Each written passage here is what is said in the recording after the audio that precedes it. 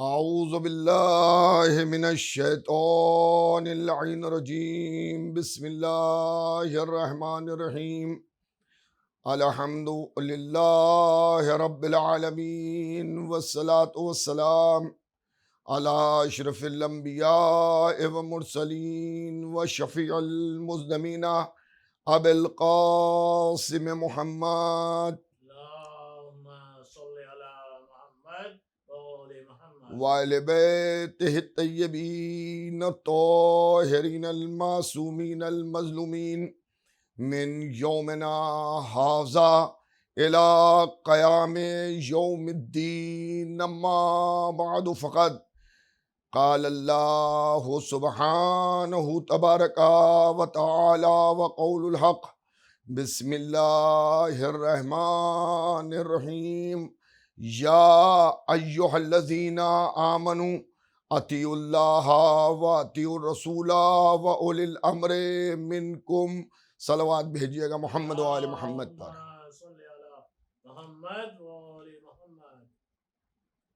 حضرات، میں نے آپ کی خدمت میں گزرے ہوئے کل میں یہ بات عرض کی تھی کہ اس مجلس کا عنوان ہے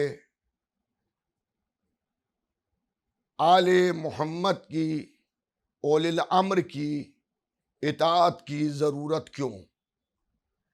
اسی ذیل میں آپ کی خدمت میں آگے کی مجالس میں بھی عرض کروں گا اور آج بھی عرض کروں گا کہ قرآن حکیم میں جو ارشاد ہو رہا ہے کہ اے صاحبان ایمان، یا ایھا الذین آمنوا، اے ایمان لانے والوں، اللہ کی اطاعت کرو، اس کے رسول کی اطاعت کرو اور صاحبان اولی الامر کا اتباع اور ان کی پیروی کرو۔ تو اللہ اور رسول کی اطاعت کے ساتھ یہ جو اولی الامر کی اطاعت کا حکم دیا جا رہا ہے، اس کا سبب کیا ہے؟ پہلے تو آج ہمیں یہ سمجھنا ہے کہ اولی الامر کون افراد ہیں، کون سے نفوس طیبہ ہیں کہ جن کی اطاعت اللہ اور رسول کی اطاعت کی طرح سے ہمارے اوپر فرض کی گئی ہے اور واجب کی گئی ہے۔ پھر ہمیں یہ سمجھنا ہے کہ اطاعت کسے کہتے ہیں۔ اطاعت کسی کے کہے کے اوپر عمل کرنا اور اس کے عمل کے مطابق عمل انجام دینا، یہ ہے اطاعت۔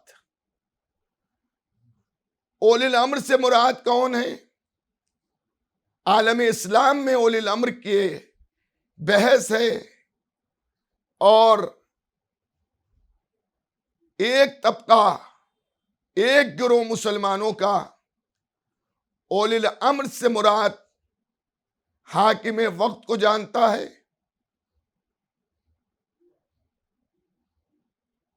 جیسا کہ آپ کو تاریخ کے واقعات میں مل جائے گا کہ بعض افراد سے جب یہ پوچھا گیا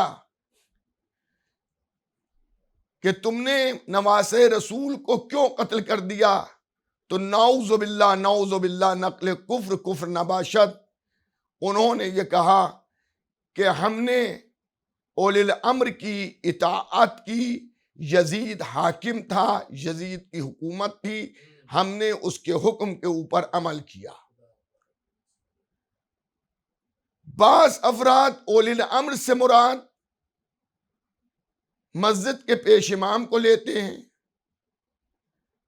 کہ جو مسجد کا پیش امام کہے اس کی اطاعت کرو، اور ہم شیعان حیدر کرار اولی الامر سے مراد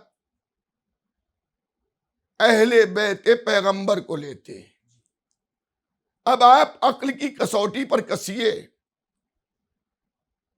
اور دیکھیے تو آپ کی سمجھ میں آ جائے گا، اگر حاکم وقت کی اطاعت اللہ اور رسول کی اطاعت کی طرح سے واجب اللہ قرار دے دیتا تو جتنے بھی ظالم حکمراں پیدا ہوئے ہیں یا جتنے بھی ظالم حکمراں آنے والے ہیں، تو اس کا مطلب یہ ہے کہ اللہ ظالم کی اطاعت کا حکم دے رہا ہے، اور اگر ہم ظالم کی اطاعت کریں گے تو جو ظالم کہے گا وہ ہم انجام دیں گے، تو پورا معاشرہ جو ہے وہ ظلم کا شکار ہو جائے گا۔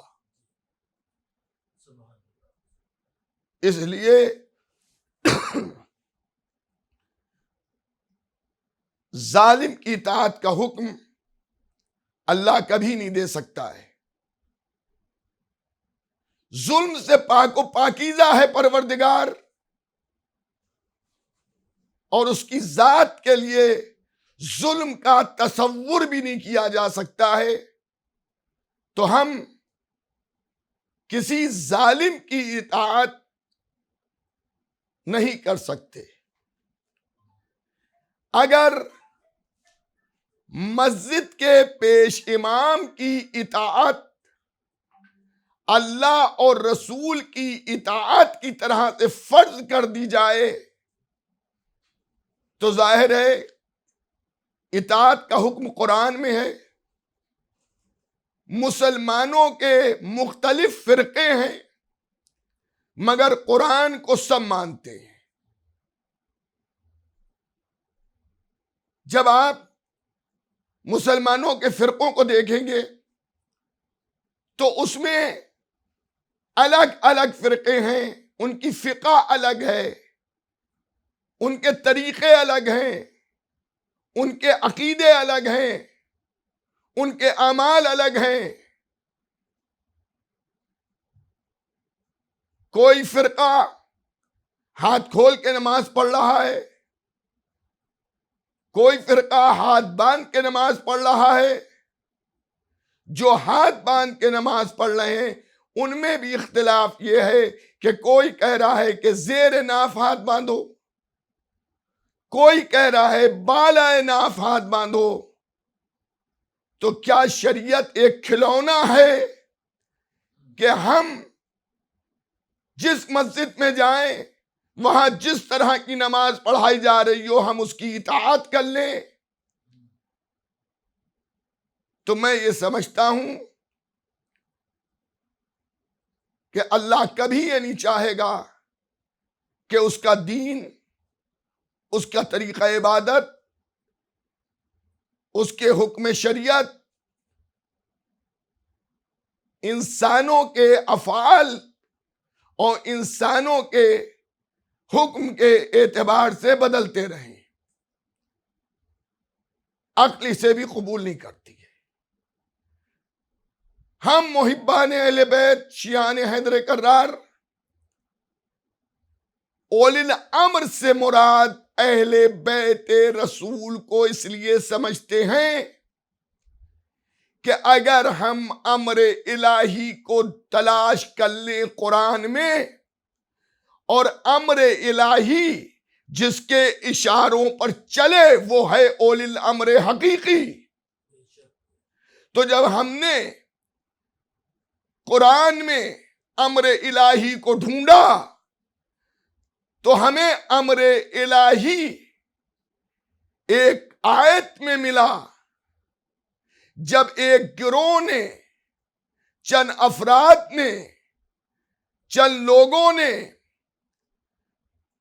حضور ختمی مرتبہ سے یہ سوال کیا کہ روح سے مراد کیا ہے، تو نبی کریم خاموش رہے۔ قرآن کی آیت اتری جس میں اللہ نے ارشاد فرمایا کہ روح اللہ کے اوامر میں سے ایک امر ہے۔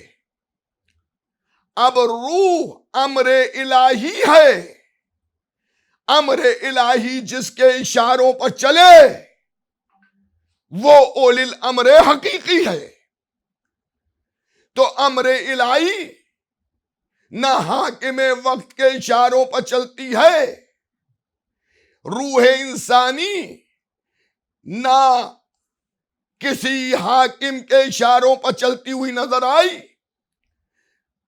نہ روح انسانی کسی عالم کے اشاروں پر چلتی ہوئی نظر آئی، نہ روح انسانی مسجد کے کسی پیش امام کے اشاروں پر چلتی نظر آئی۔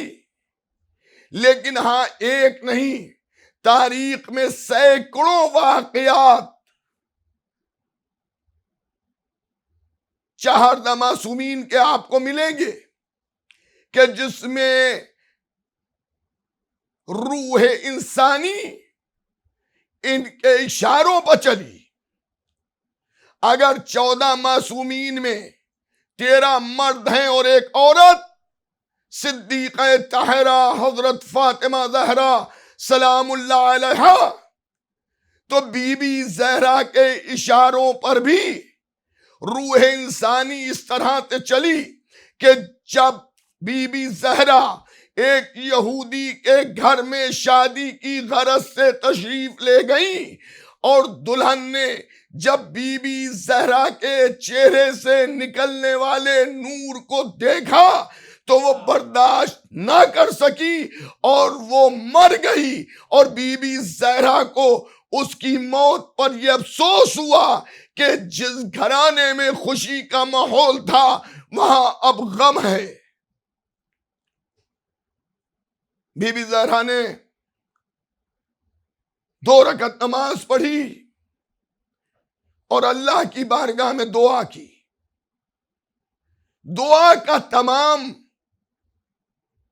ہونا تھا کہ وہ عورت زندہ ہو گئی۔ بی بی زہرا کے اشارے پر نکلی ہوئی روح واپس آ گئی۔ اب اگر آپ ائمہ معصومین کی حالات زندگی دیکھیے، مولا علی کے بہت سے واقعات ایسے ملتے ہیں کہ جس میں مولا علی نے مردوں کو ٹھوکر سے اشارے سے زندہ کیا۔ میں آپ کو آج صادق آل محمد امام جعفر صادق علیہ الصلوۃ والسلام کی حالات زندگی میں سے ایک واقعہ سنانا چاہتا ہوں جس سے یہ ثابت ہو جائے کہ اس خاندان کا ہر محمد اور ہر علی اولی الامر ہے اور اس کے اشاروں پر روح انسانی چل رہی ہے۔ چھٹے امام کا زمانہ تھا، مدینے سے دور دراز عرب کی سرزمین کے باہر ایک بادشاہ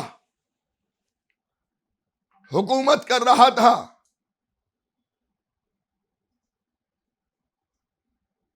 اس کے وزیر تھے، جس طرح سے حکومت چلتی ہیں چل رہی تھی۔ بادشاہ کی ایک لڑکی تھی اور اس کے وزیروں میں ایک وزیر کا لڑکا تھا۔ وزیر کے لڑکے سے بادشاہ کی لڑکی کی محبت ہو گئی۔ محبت چھپتی نہیں ہے، ظاہر ہو جاتی ہے۔ چند چیزیں ایسی ہیں جو چھپانے سے بھی چھپتی نہیں ہیں۔ ان میں ایک چیز محبت بھی ہے کہ انسان اگر کسی سے محبت کرتا ہے اور اسے چھپانا چاہے تو وہ چھپا نہیں سکتا۔ ایک نہ ایک دن اس کی محبت ظاہر ہوتی ہے۔ تو کافی دن تک یہ لڑکی بادشاہ کی اور وزیر کا لڑکا اپنی محبتوں کو چھپائے رہا۔ لیکن جیسا کہ میں نے عرض کیا کہ ایک دن ایسا ہوا کہ وہ محبت ظاہر ہو گئی، اور جب وہ محبت ظاہر ہوئی تو بادشاہ کو بڑا غیظ آیا، غصہ آیا کہ میری لڑکی وزیر کے لڑکے سے محبت کر رہی ہے، اور اس نے اس غصے کے جنون میں اپنی لڑکی کا سر قلم کر دیا، قتل کر دیا۔ جب لڑکی قتل کر دی تو اس نے یہ کہا کہ پھر وہ لڑکا بھی زندہ نہیں رہے گا کہ جس کی وجہ سے میری لڑکی قتل ہوئی ہے، اور اس نے وزیر کے لڑکے کو بھی قتل کر دیا۔ لیکن قتل کرنے کے بعد اسے یہ محسوس ہوا کہ یہ میں نے غلط کیا ہے، اور اسے باپ کی جو محبت اولاد سے ہوتی ہے اس محبت نے جوش مارا، اور وہ رونے لگا اور چیخنے لگا، اور وہ یہ کہنے لگا کہ میں نے اپنی لڑکی کو قتل تو کر دیا ہے، لیکن تم کوئی طبیب، کوئی ڈاکٹر ایسا لے کے آؤ کہ جو میری لڑکی کو زندہ کر دے۔ ظاہر ہے کبھی بھی عام انسانوں میں کسی کے پاس بھی یہ قدرت یا طاقت نہ رہی کہ وہ مردے کو زندہ کر دے۔ آج میڈیکل سائنس اپنے کمال پر ہے، وہ زندے کی زندگی تو بڑھا سکتی ہے لیکن کسی مردے کو زندہ نہیں کر سکتی ہے۔ ایسی صورتحال میں اس نے کہا کہ اگر کوئی طبیب تم نہیں لاتے ہو تو ہم تمہارا سر قلم کر دیں گے، قتل کر دیں گے تمہیں۔ عزیزان گرامی،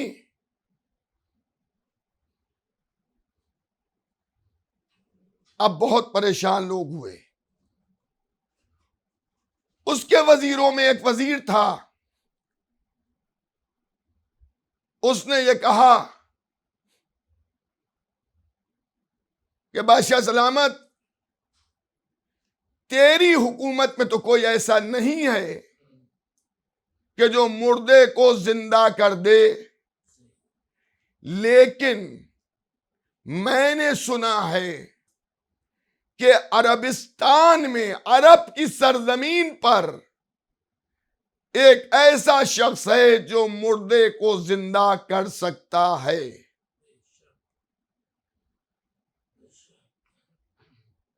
تو اس نے کہا کہ اسے بلا کے لاؤ۔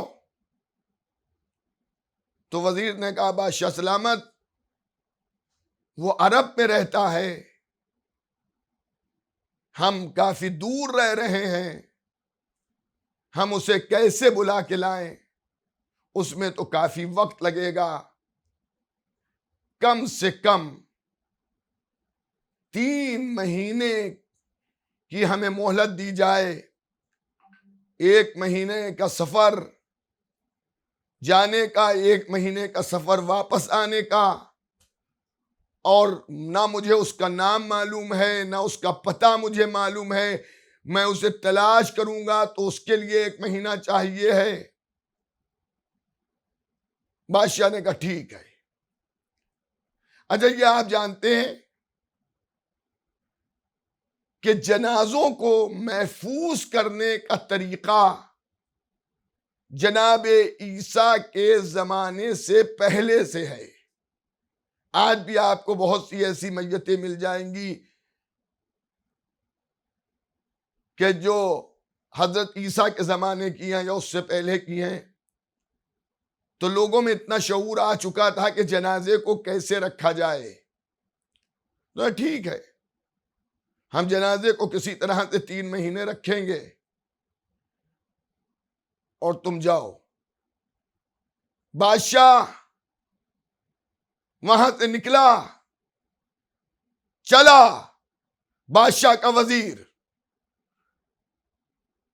جب وزیر نکل رہا تھا تو بادشاہ نے اسے آواز دی اور کہا کہ جب وہ شخص مردے کو اس طرح سے زندہ کر سکتا ہے تو یہاں بیٹھ کر اگر تم اسے آواز دو گے تو وہ تمہاری آواز کو بھی سن سکتا. سر کو سجدے میں رکھا اور اس نے دعا کی کہ اے شخص، میں تجھے جانتا نہیں ہوں لیکن میں نے یہ سنا ہے کہ عرب کی سرزمین پر کوئی ایسا شخص موجود ہے جو مردے کو زندہ کرتا ہے. جب تو مردے کو زندہ کرنے کی طاقت رکھتا ہے تو تجھ میں اتنی طاقت بھی ضرور ہوگی کہ تو میری یہاں سے آواز کو سن رہا ہوگا. میں تجھ سے گزارش کرتا ہوں، درخواست کرتا ہوں کہ تو میری مدد کے لیے آ جا اور بادشاہ کی لڑکی کو زندہ کر دے. ابھی یہ سر کو سجدے میں رکھے ہوئے تھا کہ کسی نے آ کے ٹھوکر ماری. اس نے مڑ کے دیکھا تو پوچھا آپ کون؟ تو آنے والے نے کہا جسے تو بلا رہا تھا وہی میں ہوں.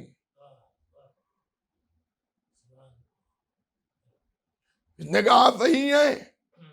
کہاں میں وہی ہوں. کہاں ہے جنازہ؟ اب یہ اپنے وطن سے کافی دور باہر نکل چکا تھا. اس زمانے کے اعتبار سے 2-3 دن کا راستہ گھوڑے سے طے کر چکا تھا. تو اس نے کہا کہ چلیے میرے ساتھ. تو آنے والے نے کہا کہ میں اب یہاں سے آگے نہیں جاؤں گا، اب بادشاہ سے کہے کہ وہ مجھے لینے آئے. یہ اس گھرانے کا چھٹا علی ہے، یعنی صادق آل محمد امام جعفر صادق علیہ السلام ہے.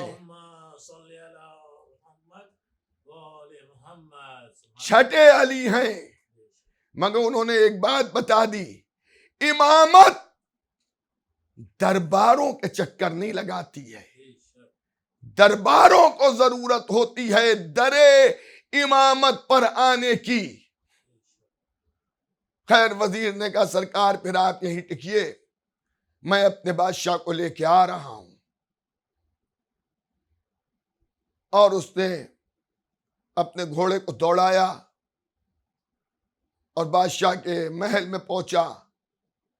بادشاہ نے جیسے اسے دیکھا تو غیظ و غضب کے عالم میں اس نے کہا کہ جب میں نے تمہیں حکم دیا تھا جانے کا تو ابھی تک تم گئے نہیں. کہا سرکار سنیے تو میری بات کو، جب میں نکل رہا تھا تو آپ نے کہا تھا اگر وہ مردوں کو زندہ کرنے کی طاقت رکھتا ہے تو یہیں سے اسے پکار، وہ تیری آواز کو بھی سن لے گا اور تیری مدد کے لیے بھی آئے گا. جب میں نے تھوڑا سفر اختیار کیا تو مجھے آپ کی کہی ہوئی بات پر توجہ ہوئی اور میں نے سر کو سجدے میں رکھ کے اس کو پکارا تو وہ آ گیا. بادشاہ کہتا ہے وہ کہاں ہے؟ وزیر نے کہا وہ اسی مقام پر ٹھہرا ہوا ہے جہاں میں نے بلایا تھا. اب اس کا حکم یہ کہ تو ساتھ میں چل اور اس کو لے کے آ. اب بادشاہ تیار ہوا، پہنچا تو دیکھا امام وہاں تشریف فرما ہے. اس نے اپنے اعتبار سے امام کا استقبال کیا، اکرام کیا، شکریہ ادا کیا، اور شکریہ ادا کرنے کے بعد اس نے گزارش کی کہ چلیے میرے ہمراہ۔ امام عالی مقام بادشاہ کے ہمراہ اس کے دربار میں پہنچے۔ وزیر بھی مظلومانہ نظروں سے امام کو دیکھ رہا تھا اور یہ سوچ رہا تھا کہ بادشاہ کی لڑکی تو زندہ ہو جائے گی، مگر میرے لڑکے کا کیا ہوگا؟ امام نے فرمایا کہ پہلے میں کس کو زندہ کروں، لڑکے کو زندہ کروں یا لڑکی کو زندہ کروں؟ تو بادشاہ کہتا ہے پہلے میری لڑکی کو زندہ کیجئے۔ وزیر خائف ہے، ڈرا ہوا ہے، چاہتا یہ ہے کہ اس کا لڑکا پہلے زندہ کیا جائے۔ امام عالی مقام نے ارشاد فرمایا کہ اللہ نے مجھے دونوں اختیار دیے ہیں کہ میں ایک کر کے زندہ کروں، اور اللہ نے مجھے یہ بھی اختیار دیا ہے کہ میں دونوں کو ایک ساتھ زندہ کر دوں۔ اور اس کے بعد امام نے ایک اشارہ کیا، لڑکا لڑکی دونوں زندہ ہو گئے اور ان کی اور روح ان کے جسم میں داخل ہو گئی۔ تو آپ نے دیکھا کہ چھٹے امام نے بھرے دربار میں ایک لڑکی کو اور ایک لڑکے کو زندہ کر کے یہ بتایا کہ ہم ہیں اولی الامر، اس لیے امر الہی ہمارے اشاروں پر چل رہی ہے۔ حضرات، جیسا کہ آپ کے علم میں ہے کہ یہ مجلس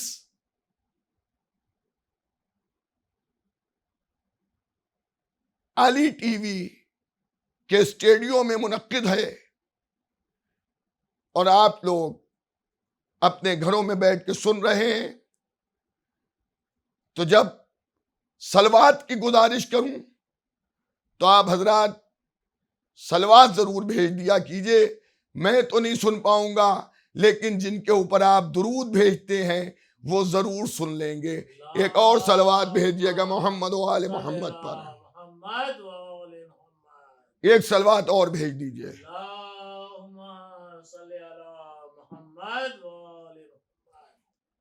پھر امام علی مقام نے جب ان لوگوں نے ایسا معجزہ دیکھا کہ رکھی ہوئی میتیں زندہ کر دی گئیں،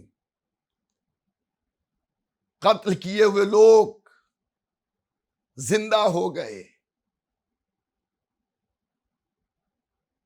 تو پھر انہوں نے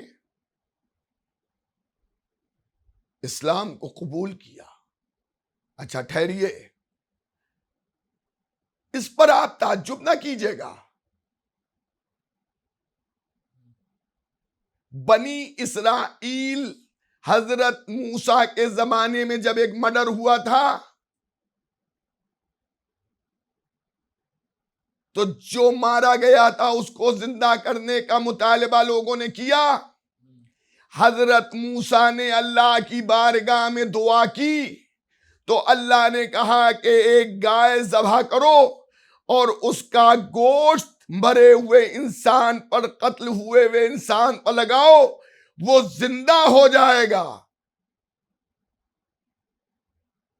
اور وہی ہوا، یہ واقعہ قرآن کے اندر موجود ہے کہ گائے کو ذبح کیا گیا اور اس کا گوشت جب اس قتل ہوئے انسان کے لگایا گیا تو وہ زندہ ہو گیا۔ اور مولا علی ارشاد فرماتے ہیں کہ ہم اہل بیت پیغمبر بنی اسرائیل کی اس گائے سے افضل ہیں۔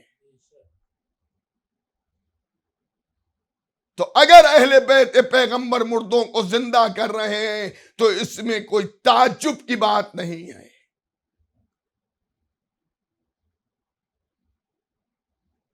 پھر ہمارے امام نے ان دونوں کی شادی کرائی اور وہ دونوں چین و اطمینان کی زندگی بسر کرنے لگے. تو اب تو مان لیجئے کہ اللہ اور رسول کے بعد اطاعت اہل بیت پیغمبر کی کرنا ہے. بی بی زہرا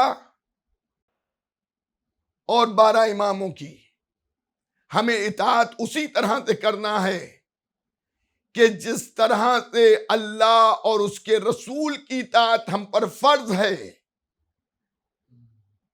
اور اس اولی الامر کی اطاعت کی ضرورت اس لیے ہے کہ اللہ نے اہل بیت پیغمبر میں ان چیزوں کو پوشیدہ کیا کہ جس سے اطاعت اللہ اور اطاعت رسول ظاہر ہوتی ہے. اور یہ کبھی کوئی ایسا کام نہیں کرتے جو اللہ اور اس کے رسول کے حکم کے خلاف ہو. یہ وہی کرتے ہیں جو اللہ اور رسول کا حکم ہوتا ہے. یہ امر الہی کو زندہ کرتے ہیں. یہ پیغام ربانی کو لوگوں تک پہنچاتے ہیں. کربلا کا واقعہ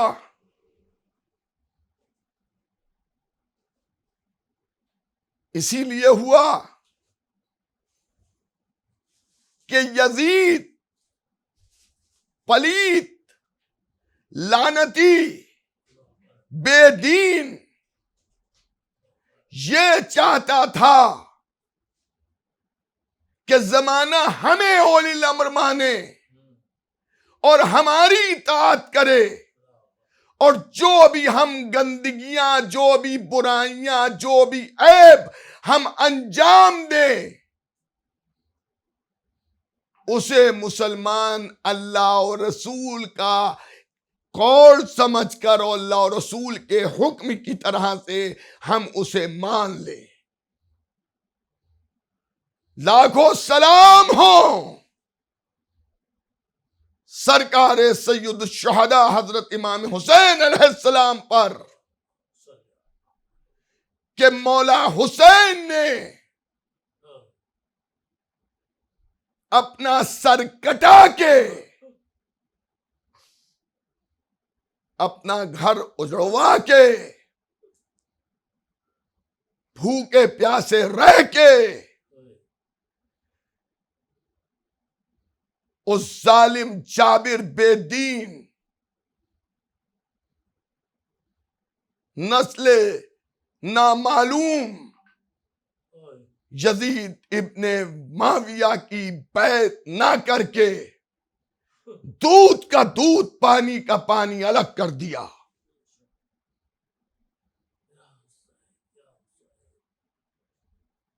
بس عزاداروں، آج شب 2 محرم ہے. پہلی ماہ محرم کا دن گزرا، 2 محرم کی رات آ گئی. کل کا دن امام حسین علیہ السلام کے کربلا پہنچنے کا دن ہے. کل حسین سرزمین کربلا پر پہنچے، دریافت کیا کہ اس زمین کا نام کیا ہے. لوگوں نے الگ الگ نام بتائے. جب کسی نے کربلا کہا، حسین جانتے تھے، حجت کو تمام کرنے کے لیے پوچھا تو کسی نے کہا اسے کربلا بھی کہتے ہیں.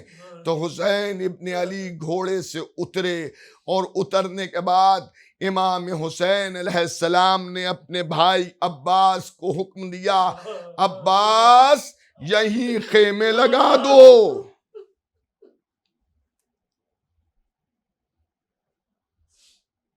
یہی وہ زمین ہے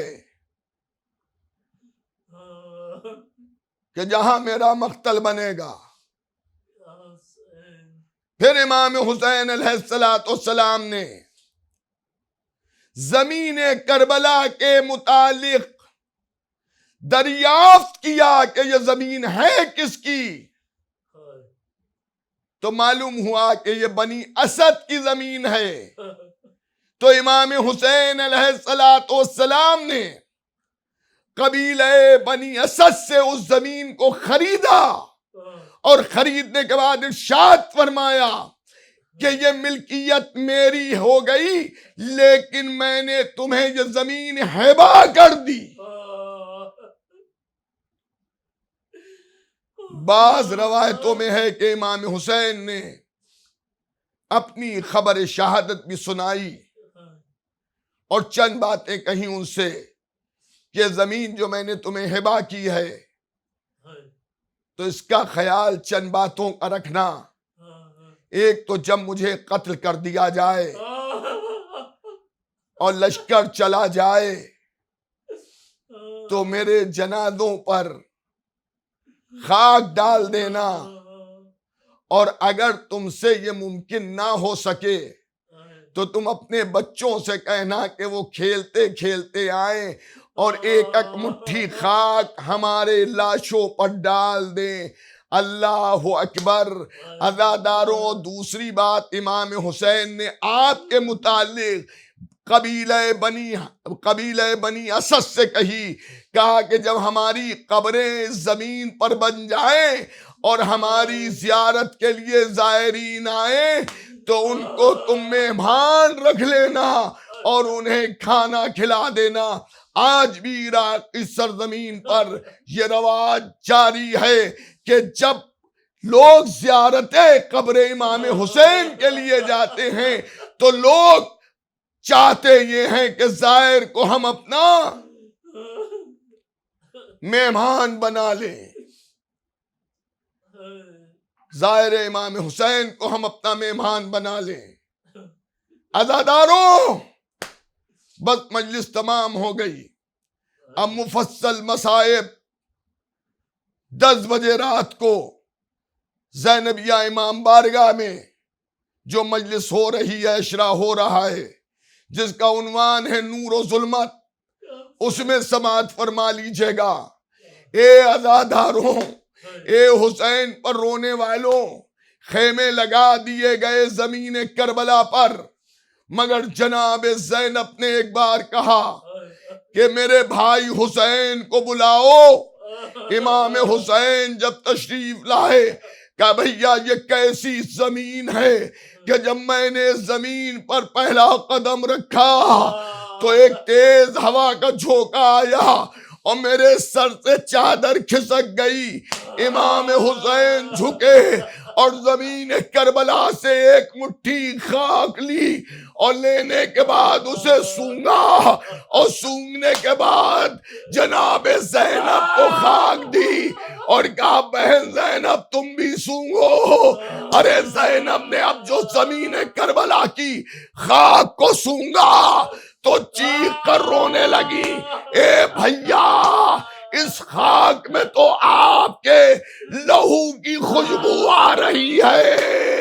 ارے حسین نے کہا بہن زینب یہی وہ زمین ہے کہ جس زمین پر ہمیں ذبح کیا جائے گا، ارے یہی وہ زمین ہے جہاں ہمیں قتل کیا جائے گا۔ اے عزادارو، جو حسین نے کہا تھا وہی ہو گیا۔ روز عاشوراء کربلا کی زمین پر حسین ذبح ہو گئے۔ زینب تڑپ رہی ہے، ہائے میرا بھیا، ہائے میرا حسین۔ الا لعنت اللہ علی القوم الظالمین، سیعلم الذین ظلموا ایام قلب ینقلبون انا للہ و انا الیہ راجعون۔ پروردگارہ اس مجلس کے ذکر فضائل و مصائب کو قبول فرما، اور جو لوگ اس مجلس میں شریک ہیں ان کے اوپر اپنی رحمت نازل فرما، اور ہم سب کے زمانے کے امام کے ظہور میں تعجیل فرما۔ حضرات ایک گزارش اور ہے کہ میری والدہ علیل ہیں، ان کے حق میں دعا کیجئے کہ پروردگار عالم بیمار کربلا کے صدقے میں انہیں صحت کاملہ عنایت فرمائے۔